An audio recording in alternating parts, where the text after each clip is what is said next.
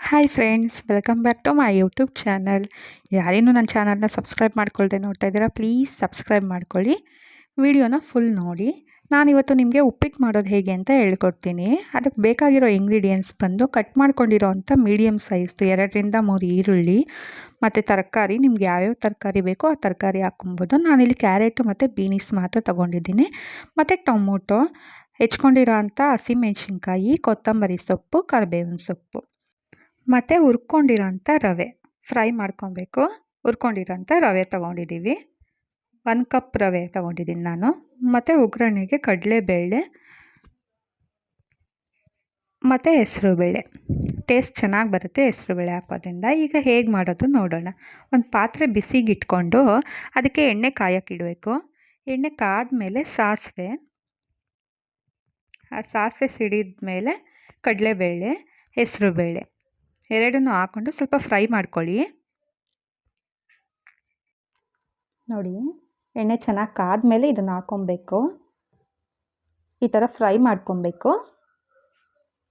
ಇದೆಲ್ಲ ಚೆನ್ನಾಗಿ ಫ್ರೈ ಆದಮೇಲೆ ಕಟ್ ಮಾಡಿ ಇಟ್ಕೊಂಡಿದ್ದೀವಲ್ಲ ಹಸಿಮೆಣ್ಸಿನ್ಕಾಯಿ, ಕರಿಬೇವಿನ ಸೊಪ್ಪು ಹಾಕ್ಕೊಬೇಕು. ಆಮೇಲೆ ಈರುಳ್ಳಿ ಹಾಕ್ಕೊಬೇಕು. ಈರುಳ್ಳಿ ಸ್ವಲ್ಪ ದಪ್ಪ ದಪ್ಪನೇ ಇರಲಿ.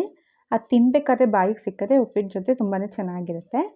ಈರುಳ್ಳಿ ಎಲ್ಲ ಚೆನ್ನಾಗಿ ಫ್ರೈ ಮಾಡಿ ನೋಡಿ. ಅದು ಎಣ್ಣೆಯಲ್ಲೇ ಈರುಳ್ಳಿ ಚೆನ್ನಾಗಿ ಫ್ರೈ ಆಗಬೇಕು. ಫ್ರೈ ಆಗೋ ತನಕ ಎಣ್ಣೆಯಲ್ಲೇ ಹುರ್ಕೊಳ್ಳಿ.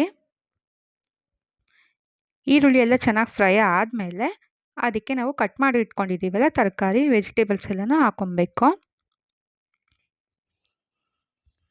ಅದನ್ನು ಹಾಕ್ಕೊಂಡು ಎಣ್ಣೆಲೇ ಸ್ವಲ್ಪ 1-2 ಮಿನಿಟ್ಸು ಫ್ರೈ ಮಾಡ್ಕೊಳ್ಳಿ. ಅದು ಎಷ್ಟು ಚೆನ್ನಾಗಿ ಎಣ್ಣೆಯಲ್ಲಿ ಫ್ರೈ ಆಗುತ್ತೆ, ಟೇಸ್ಟೂ ಅಷ್ಟೇ ಚೆನ್ನಾಗಿರುತ್ತೆ. ಎಣ್ಣೆಯಲ್ಲೇ ಫ್ರೈ ಮಾಡ್ಕೊಳ್ಳಿ. ಇದೆಲ್ಲ ಚೆನ್ನಾಗಿ ಫ್ರೈ ಆದಮೇಲೆ ಅದಕ್ಕೆ ಕಟ್ ಮಾಡಿ ಇಟ್ಕೊಂಡಿರೋಂಥ ಟೊಮೊಟೊನ ಮಿಕ್ಸ್ ಮಾಡ್ಕೊಳ್ಳಿ. ಟೊಮೊಟೊ ಬೇಕು ಅನ್ನೋರು ಹಾಕೊಬೋದು, ಬೇಡ ಅಂದರೆ ಸ್ಕಿಪ್ ಮಾಡ್ಕೊಬೋದು. ಬಟ್ ಹಾಕಿದ್ರೆ ಟೇಸ್ಟ್ ಚೆನ್ನಾಗಿರುತ್ತೆ. ಬೇಡ ಅಂದರೆ ಸ್ಕಿಪ್ ಮಾಡ್ಕೊಳ್ಳಿ. ಅದನ್ನು ಹಾಕಿ ಚೆನ್ನಾಗಿ ಈ ಥರ ಮಿಕ್ಸ್ ಮಾಡಿಕೊಂಡು ಅದು ಫ್ರೈ ಆಗೋ ತನಕ ಬಿಡಬೇಕು. ಅದೆಲ್ಲ ಚೆನ್ನಾಗಿ ಫ್ರೈ ಆದಮೇಲೆ ಅದಕ್ಕೆ ಮಸಾಲೆ ಏನು ಬೇಕೋ ಅದನ್ನು ಹಾಕ್ಕೊಬೇಕು. ನಾವು ಏನೇನು ಹಾಕ್ಕೊತಿದ್ದೀವಿ ಅಂದರೆ ಸ್ವಲ್ಪ ಅರಿಶಿನ ಪುಡಿ, ಗರಂ ಮಸಾಲ,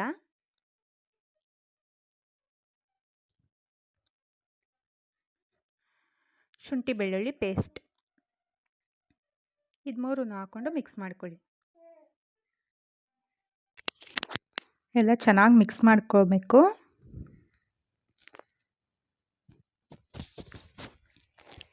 ಅದೆಲ್ಲ ಚೆನ್ನಾಗಿ ಮಿಕ್ಸ್ ಮಾಡಿ ಎಣ್ಣೆಯಲ್ಲೇ ಚೆನ್ನಾಗಿ ಫ್ರೈ ಆದಮೇಲೆ ಅದಕ್ಕೆ ನೀರು ಹಾಕ್ಕೊಬೇಕು. 1 ಕಪ್ ರವೆಗೆ ನಾವು 2.5 ಕಪ್ ನೀರು ಹಾಕ್ಕೊಂಡಿದ್ದೀವಿ. ನೀವು ಎಷ್ಟು ಕಪ್ ರವೆ ತೊಗೊತೀರಾ ಅದ್ರ ಮೇಲೆ ನೀರು ಹಾಕ್ಕೊಳ್ಳಿ. ನಾವಿಲ್ಲಿ 1 ಕಪ್ ರವೆ ತೊಗೊಂಡಿರೋದು. ಸೊ ರುಚಿಗೆ ಎಷ್ಟು ಬೇಕೋ ಅಷ್ಟು ಉಪ್ಪು ಹಾಕ್ಕೊಂಡು ಮಿಕ್ಸ್ ಮಾಡ್ಕೊಬೇಕು. ಇದೆಲ್ಲ ಚೆನ್ನಾಗಿ ಮಿಕ್ಸ್ ಆಗಿ ಕುದಿಬೇಕಾದ್ರೆ ಒಂದು ಕುದಿ ಬರಬೇಕು. ಈ ಥರ ಒಂದು ಕುದಿ ಬಂದಮೇಲೆ ನಾವು ಹಾಕಿರೋ ತರಕಾರಿ ಎಲ್ಲ ಬೆಂದಿದೆಯಾ ನೋಡ್ಕೊಬೇಕು. ಕ್ಯಾರೆಟು, ಬೀನೀಸು ಏನೇನು ತರಕಾರಿ ಹಾಕ್ಕೊಂಡಿರ್ತೀವಿ ಅದೆಲ್ಲ ಬೆಂದಿದೆಯಾ ನೋಡ್ಕೊಬೇಕು.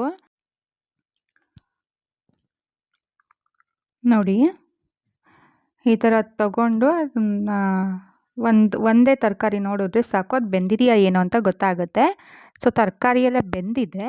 ಇವಾಗ ನಾವು ಅದಕ್ಕೆ ಹುರಿದಿಟ್ಕೊಂಡಿರೋಂಥ ರವೆ ಮಿಕ್ಸ್ ಮಾಡ್ಕೊಬೇಕು. ನೋಡಿ, ರವೆನ ಈ ಥರ ಹಾಕೊಬೇಕಾದ್ರೆ ಹಿಂಗೆ ಕೈ ತಿರುಗ್ತಾನೆ ಇರಬೇಕು. ಇಲ್ಲ ಅಂದರೆ ಗಂಟಾಗ್ಬಿಡುತ್ತೆ. ಗಂಟಾಗದೇ ಇರೋ ಥರ ರವೆನ ಹಾಕ್ಕೊಂಡು ಮಿಕ್ಸ್ ಮಾಡ್ಕೊತಾ ಬರಬೇಕು.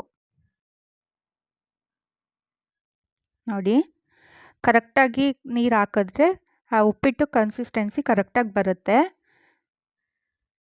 ದಪ್ಪ ರವೆ ತೊಗೊಂಡ್ರೆ ಸ್ವಲ್ಪ ನೀರು ಜಾಸ್ತಿ ಹಾಕ್ಕೊಬೇಕಾಗುತ್ತೆ. ಇಲ್ಲಾಂದರೆ ಅದು ಉದುರುಗಾಗೋಗ್ಬಿಡುತ್ತೆ. ಕೆಲವರು ಆ ಥರ ಇಷ್ಟಪಡಲ್ಲ. ನೋಡಿ, ಈ ಥರ ಚೆನ್ನಾಗಿ ಮಿಕ್ಸ್ ಮಾಡ್ಕೊಳ್ಳಿ. ಗಂಟಾಗದೇ ಇರೋ ಥರ ಮಿಕ್ಸ್ ಮಾಡ್ಕೊಬೇಕು ಎಲ್ಲ ಕಡೆನೂ. ಈ ಥರ ಆಗುತ್ತೆ ನೋಡಿ. ಎಲ್ಲ ರವೆ ಎಲ್ಲ ಗಂಟಾಗದೇ ಇರೋ ಥರ ಮಾಡಿದ್ದೀವಿ. ಇದಕ್ಕೆ ಮೇಲ್ಗಡೆ ಕೊತ್ತಂಬರಿ ಸೊಪ್ಪು ಕಟ್ ಮಾಡಿ ಇಟ್ಕೊಂಡಿದ್ದೀವಲ್ಲ ನಾವು, ಆ ಕೊತ್ತಂಬರಿ ಸೊಪ್ಪನ್ನ ಮಿಕ್ಸ್ ಮಾಡ್ಕೊಬೇಕು. ಹಾಕಿ ಎಲ್ಲನೂ ಚೆನ್ನಾಗಿ ಮಿಕ್ಸ್ ಮಾಡ್ಕೊಳ್ಳಿ.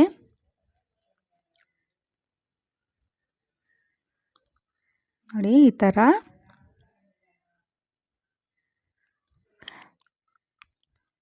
ಇದಕ್ಕೆ ಒಂದು ನಿಂಬೆಹಣ್ಣನ್ನು ಹಿಂಡ್ಕೊಬೇಕು, ನಿಂಬೆಹಣ್ಣು ರಸ ಹಾಕ್ಕೊಬೇಕು.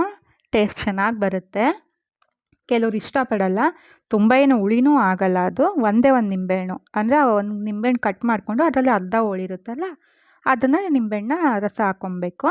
ಹಾಕ್ಕೊಂಡು ಮಿಕ್ಸ್ ಮಾಡ್ಕೊಳ್ಳಿ. ಇದೆಲ್ಲ ಆದಮೇಲೆ ಸ್ವಲ್ಪ ಎಣ್ಣೆ ಬೇಕು ಅಂದರೆ ಮೇಲ್ಗಡೆ ಎಣ್ಣೆ ಅಥವಾ ತುಪ್ಪ ಏನು ಬೇಕಾದರೂ ಅದು ಹಾಕ್ಕೊಳ್ಳಿ. ಈಗ ಸ್ವಲ್ಪ ಹೊತ್ತು 1-2 ನಿಮಿಷ ಆ ಪ್ಲೇಟ್ ಮುಚ್ಚಿಟ್ಬಿಡಿ. ನೋಡಿ, ತೆಂಗಿನಕಾಯಿ ತುರಿ ಇಷ್ಟಪಡೋರು ಮೇಲ್ಗಡೆ ತೆಂಗಿನಕಾಯಿ ತುರಿ ಹಾಕ್ಕೊಬೋದು. ಚೆನ್ನಾಗಿರುತ್ತೆ ಹಾಕ್ಕೊಂಡ್ರೆ, ಕೆಲವರು ಹಾಕ್ಕೊಳ್ಳಲ್ಲ. ಹಾಕಿ ಪ್ಲೇಟ್ ಮುಚ್ಚಿಡಿ ಸ್ವಲ್ಪ ಹೊತ್ತು. ಸೊ ಉಪ್ಪಿಟ್ಟೆಲ್ಲ ರೆಡಿಯಾಗಿರುತ್ತೆ, ತಿನ್ಬೋದು. ನೋಡಿ ಚೆನ್ನಾಗಿದೆ ಅಲ್ವಾ? ಚೆನ್ನಾಗಿ ಮಿಕ್ಸ್ ಮಾಡಿಕೊಂಡು ಪ್ಲೇಟ್ಗೆ ಹಾಕ್ಕೊಂಡು ತಿನ್ನೋದು. ನೋಡಿ ಕರೆಕ್ಟಾಗಿ ಬಂದಿದೆ ಉಪ್ಪಿಟ್ಟು. ಜಾಸ್ತಿನೂ ಆಗಿಲ್ಲ, ಕಮ್ಮಿನೂ ಆಗಿಲ್ಲ, ನೀರು ಎಲ್ಲ ಕರೆಕ್ಟಾಗಿದೆ. ಈ ಥರ ಒಂದ್ಸಲ ಟ್ರೈ ಮಾಡಿ ನೋಡಿ, ನೀವೂ ಚೆನ್ನಾಗಿ ಬರುತ್ತೆ.